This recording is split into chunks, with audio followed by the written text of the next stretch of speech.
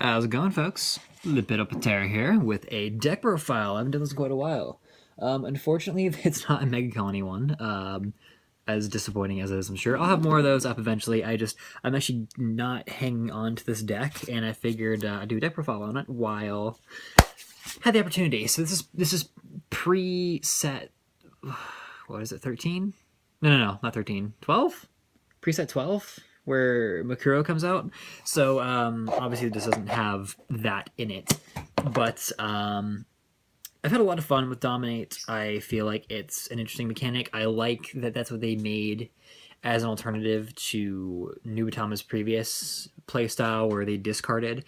That was really unhealthy for the game, and it kind of caused them to not support Nubatama a lot. So with this, I feel like people that have been a fan of Nubatama can kind of breathe a sigh of relief, because now the deck can get a little more a healthy amount of support, and they're not stuck with this unhealthy kind of cancerous mechanic that Bushiro didn't want to that Bushiro didn't want to keep feeding into. So I really enjoyed it. Dominate is a interesting mechanic because it hits a lot, but it has the very annoying flaw of when you hit a trigger, it kind of gums up the works a little bit. So it takes a bit of practice to really get the hang of it all. I'm actually really a really poor Dom player, so take that as you will. But anyway, so let's get started with the deck here. For starters, we have two of the starters, actually. So 2 Madoi. What this guy does is when a card is dominated, so you can actually activate this right along with Shiranui or whatever skill, throw him into the soul, give a unit, or the unit, I can't remember if it's a unit, the unit. Yeah, any player's rear guards and give it plus 3k. Then you get to draw a card. I like that. I like that he immediately adds to your hand. I like that he can give a card 3k, so you can, jump over some damage thresholds depending on what you dominate. And that's why I decided to run 2. Mainly because people will immediately try to kill him if they can. Things like, I have a friend that mains Revengers, so, every game he calls Blaster Dark and retires my shit. And, Kagura, things like that. So being able to immediately, rely on a second one's really nice. If not for the fact that he's literally just a free draw and then, power to a unit. So having units get over certain amounts of damage is really helpful, so he helps out with that a lot. Grade 3s, we have 3 Shiranui Oboro. It's your main guy here. If you don't know what he does, I don't know how long you've been playing this game, because his skill's pretty well known at this point. But anyway, so during the beginning of your ride phase, you can temporarily call a unit to the rearguard circle from your opponent's drop zone. It's really nice. I really enjoy the fact that you can do that, because you can kind of get around things like, oh, well, they have all grade 1s in the field for whatever reason, so I'll go ahead and resurrect to grade 3, and, now I have something that can actually get up somewhere. Then he has this ability on stride. You can choose a unit, give it plus 4k, dominate it, it can attack. The 4k is a nice, healthy number. I'm kind of glad it's not 5k, because it kind of makes you think, okay, well, this unit is going to be, 15k at best. What do I do with it? But he's really nice. Obviously, he's your main stride target. And along him, we run to... Oh, that glare, man, that glare. 2 OG Shiranui. This guy is really meant for certain matchups. I don't like riding into him as a norm. Really what this guy works with is things like Luard, because Sukamorgan's a card and he helps out with that. But being able to pick cards out of your opponent's hand is really nice as well. Basically, if you have to ride into him for whatever reason, you don't have one of these, it's not the worst thing in the entire world. But anyway, if you don't know what he does, on stride, buy him on your opponent's unit, they discard a card. What's his GB2? I don't think I've ever used it before. Oh, when he attacks, the number of cards in your hand is less than your opponent's, he gains 5k and a crit. Oh boy, that is so good. We then run 2 more Shige, which... I've seen people run him. I've seen people not run him. I've seen people go with 4 of this. And 4 of this. I don't know why. But anyway, Morishige is a really interesting and really solid grade 3 in my opinion. What his ability is GB1, rest a unit, give himself 10k, so he becomes a 21k column or attacker by himself. choose a unit on the field, give it plus 3k. That also helps with getting your dominate targets up a certain amount and helps you kind of like get over, oh, well, if they get a trigger, I'm screwed, and you get over that issue. So I like him a lot. I would recommend running him, and if you don't want to run the 8 grade 3s, I would suggest taking out one of these, because this guy is just so good and so solid, and I've won so many games due to Morishige, so in my opinion, I feel like he's just a really, really decent unit.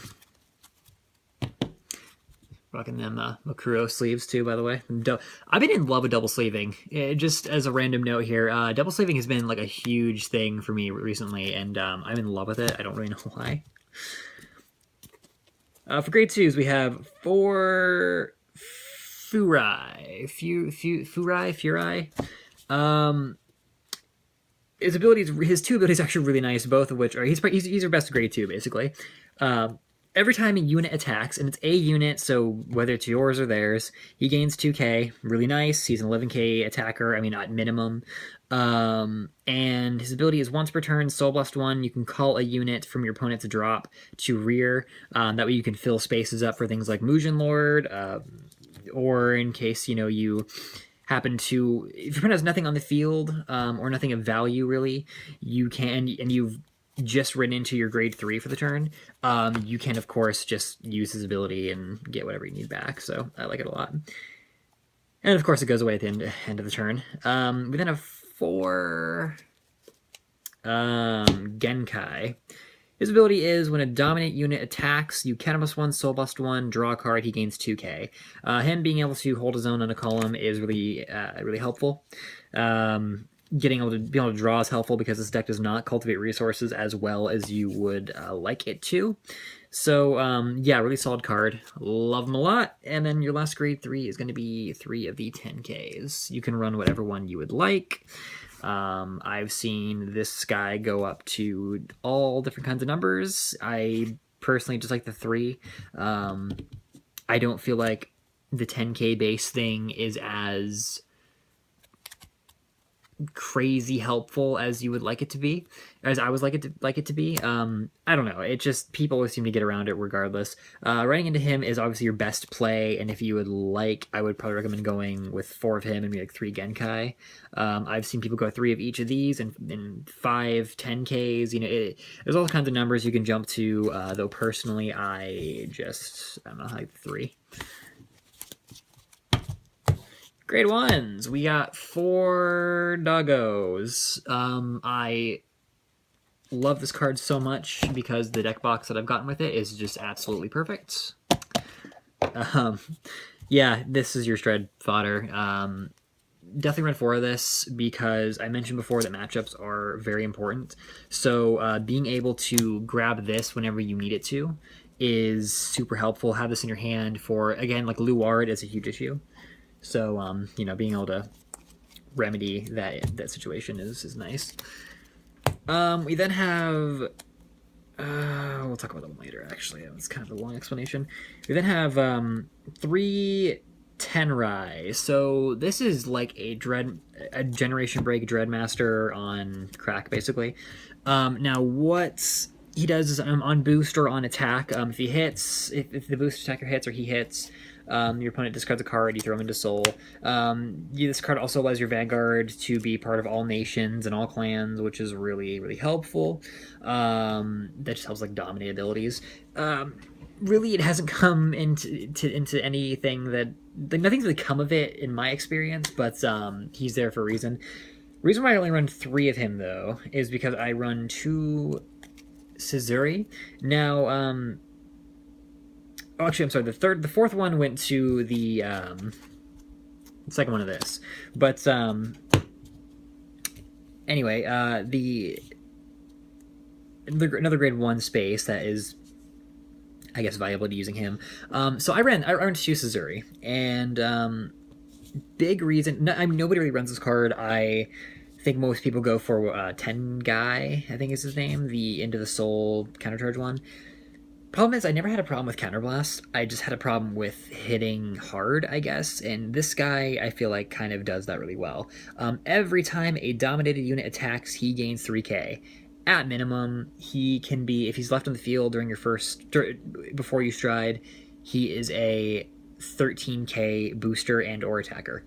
And I love him. I think he's amazing. Getting him to 10 or 13k, and then making that one-off Genkai column suddenly something that's like worth worrying about, or putting him behind Furai and letting them both just gain a ton of attack. It's always been so beautiful. Or if you don't have enough going on and you don't have enough resources in your hand, you're drawing bad, you can put him in the front, and suddenly you're able to have him be like a Lone Ranger, and he can still hit for really fun numbers. So I like him a lot. I actually recommend running him.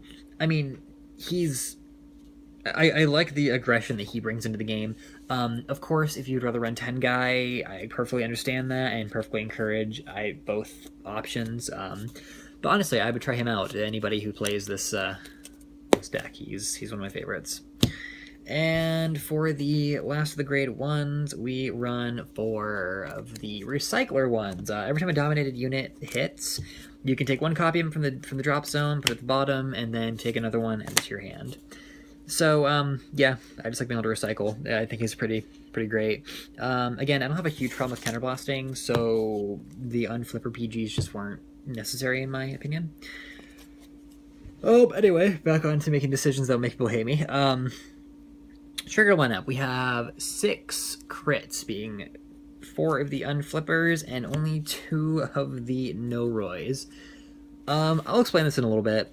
Everybody's gonna hate my guts for this, but it's the decision I decided to make. Anyway, 2 draws, 4 stands, and then, of course, 4 heals. You can run this or whatever one you want, really. It really doesn't matter. You really want that drop and draw. So, 2 no-roys, right? 2 of the Persona crits. So, first and foremost, I feel like this is a mandatory 4 of the Into the Soul Into the Soul countercharge thing is really, really helpful, and he fuels Genkai, which I really enjoy.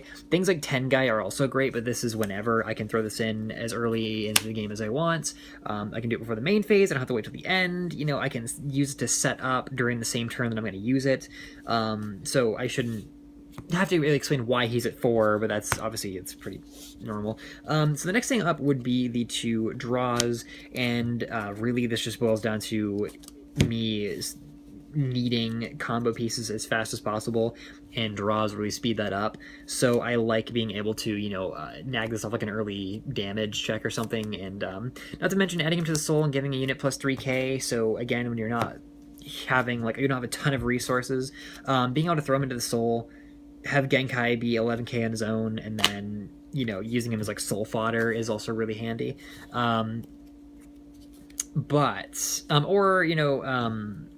Or giving something like 10 Rai, making like a 10k booster. He's just really useful for that, and I feel like more emphasis needs to be put on the rear guards gaining power than the Vanguard, obviously, because none of the Vanguards do anything beyond dominate or, discard from hand. There's just nothing. None of the Vanguards have any dominating presence. None of the Vanguards do anything too scary themselves, aside from, affect your opponent. So, I like to run cards like this to put more emphasis on the rear guards, and first and foremost, that would be this guy, Onibidashi, which is such a good card. If you have less cards in your hand than your opponent, you call him, draw a card, give a unit 3k, shuffle him back into the deck. I love him so much. Again, I want more emphasis on my rear guards. I want my 10 Rise to be 10k boosters. I want to give, Suzuri more power.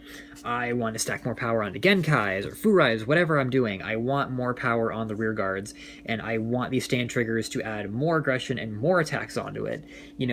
That's my usual battle formation, is I usually attack with another rear guard, attack with Vanguard, chance to chance to stand trigger, just to stack more attacks onto Furai as I go. And, all in all, it just did not leave me enough space to run any more of this.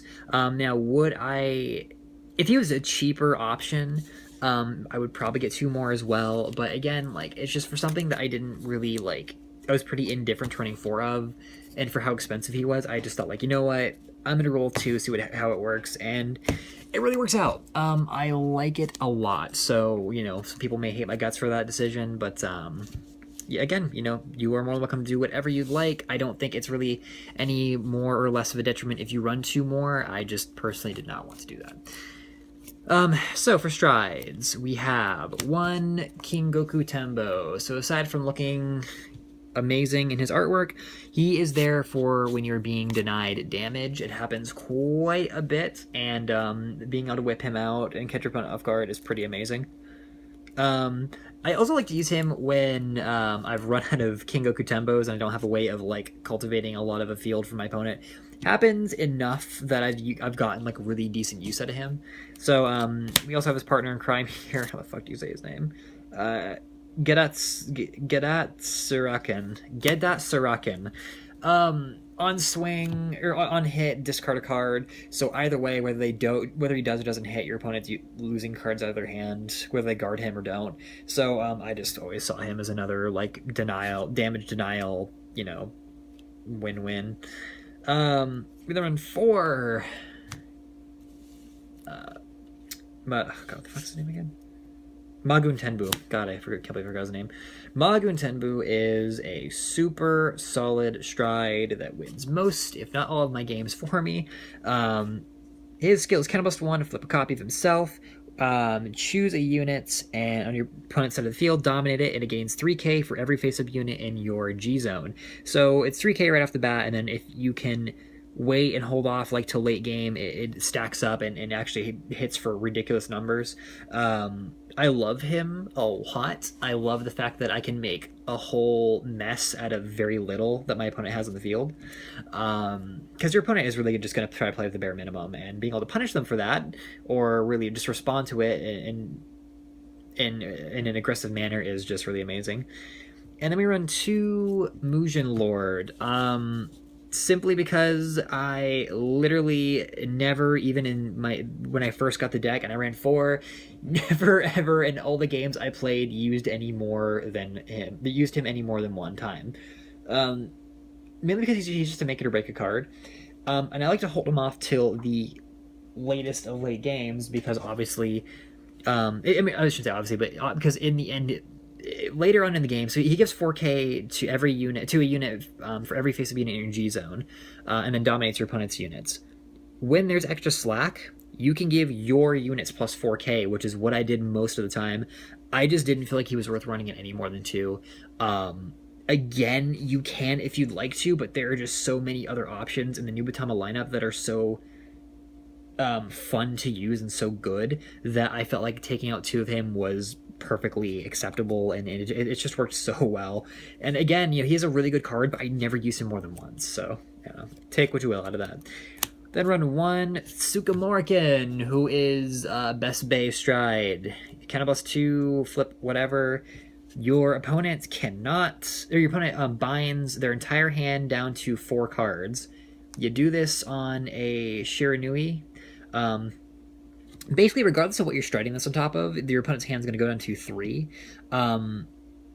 You know, you dominate with Shiranui, you swing if they're at 5 damage, because you're only going to use this late game. If they're at 5 damage, they're going to drop their hand down. They're going to guard, obviously, and it's going to drop their hand down to 3. But if you're using ideally, if you're using the old Shiranui, you make them discard, and their hand goes down to 3. So, you know, even with G-Guards being a thing, they could get 3 G-Guards out, even if, you know, they could use 3 G-Guards at the best, in the best of scenarios, and even then it would still be kind of like a risk of whether, you know, withstand triggers and with the power gains that you get. It's just, he's so good. He's just so good, and God, please run him. I've seen builds that don't run him. I don't know why. He's an amazing card. He wins so many games. This guy is phenomenal. We then run 1 Rokushiri Kakken, and that is your GB8. When your opponent guards from hand, every time a card is placed from their hand to the guard circle, you can counterblast 1 or soul blast 1. They have to discard 2 immediately after that. So they perfect guard, they have to discard 2, then pay the cost. Okay, well, I'm going to guard with you know, a G guard and then 2 10Ks. They can G guard. drop the first 10k, discard 2, drop the next one, discard 2. Like, it's so good. Rarely does anybody live past this, and even in the best of scenario, like, even in the worst of scenarios on your end, this guy just ends games, and I love him so much. He's just, I love all the GB8s. They're just so fun. For G units, we have one, Zakishihime, flip G units, and your opponent can discard 1. If not, she'll gain 20k. She never goes off. She's just good for the flip. 2, Stealth Hermit. You can take one of these out for a Sky Screw. I took mine out and put it in something. I just don't remember what. Yeah, I used to have one, and then I took him out. He's good. He's pretty much your only power gainer. Costless power gainer. It's if you have more cards than your opponent. More cards in your hand? Yeah, maybe. Less than or equal to, I'm sorry, because there's 2 of him. There's 2 Stealth Hermits. Yeah, less than or equal to. So, I like him a lot. And then we have 2 Gehiraken. Counterblast 1, Soulblast 1, dominate one of your opponent's grade 1s in the back row, and then guard with it. This can screw up a lot of plays, and I love it. And then we run around Sabreeze. Because Sabreeze, you know, you get grade locked, not locked. Somebody tries to grade stun you, and it doesn't end well. I love them a lot. That's about it, though. That's the deck. Hopefully you guys enjoyed it. I'm going to be doing so much more when I have the time. I'm actually going to a convention, and hopefully, if all goes well, I'm going to a convention the 13th, and I'm going to be cosplaying as Wakamizu, the new defrieded Wakamizu, so Dark-Faced Wakamizu. And I got the costume in the works. It'll be done soon, hopefully. I just gotta like style the wig and order the jacket and everything. So, I'll take plenty of pictures of that if I do end up going. And, yeah, that's about it. Hopefully you guys enjoyed the deck profile. Remember to comment, rate, and subscribe. And, I will see you guys in the next video. Bye.